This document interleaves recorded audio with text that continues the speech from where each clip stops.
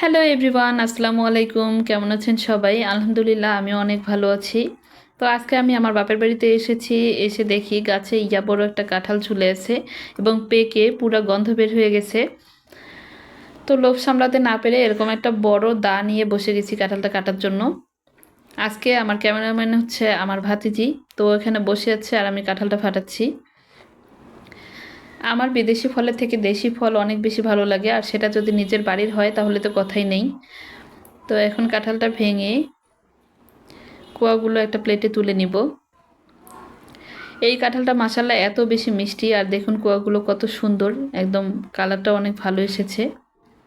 তো কাঁঠাল হচ্ছে এমন একটা ফল, এটার কোনো অংশই কিন্তু ফেলা নয়।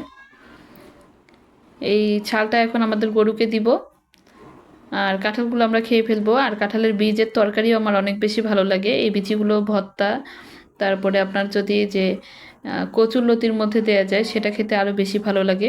তো আমাদের এদিকে কি করে, কাঁঠালের বিচিগুলো শুকিয়ে লাউয়ের যে বশ করে সেই বশের মধ্যে বালু দিয়ে রেখে দেয়, তাহলে অনেক দিন পর্যন্ত ভালো থাকে। তো আমি কাঁঠাল থেকে এখন অনেকগুলো কোয়া তুলে নিচ্ছি। কাঁঠালটা অনেক বেশি বড়, এত বড় কাঁঠাল খেতে পারবো কিনা জানি না। তো আমার আর আমার ভাতিজির জন্য যতটুকু লাগে আমি উঠিয়ে নিচ্ছি।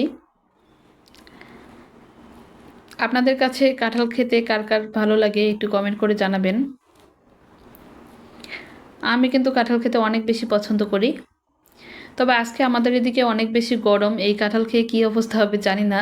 তবে যেহেতু শেষ কাঁঠাল, আল্লাহ তাআলা আর আগামী বছর রিজিকে রাখবে কিনা আল্লাহই জানে, সেজন্য ভাবলাম যে একটু খেয়ে নেই। তো এই তো এক এক করে তুলে নিচ্ছি।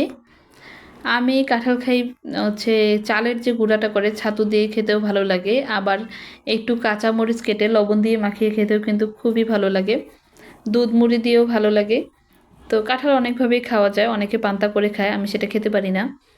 আর এগুলোকে আমাদের এখানে কাঁঠালের চাপি বলে। এগুলো নিয়ে ছোটোবেলায় আমরা অনেক মারামারি করতাম যে কার আগে কে উঠিয়ে নিতে পারে। তো কাঁঠালের যে কোয়াগুলো থাকে তার চারপাশে কিন্তু এরকম মোটা মোটা চাপি হয়, যেটার টেস্ট একদম কাঁঠালের মতোই। তো আমার ভিডিওগুলো যদি আপনাদের এতটুকু ভালো লেগে থাকে, প্লিজ আমার চ্যানেলটি সাবস্ক্রাইব করে পাশে থাকবেন। তো এই তো আমার কাঁঠালগুলো তোলা শেষ, অনেকগুলো তুলে নিয়েছি।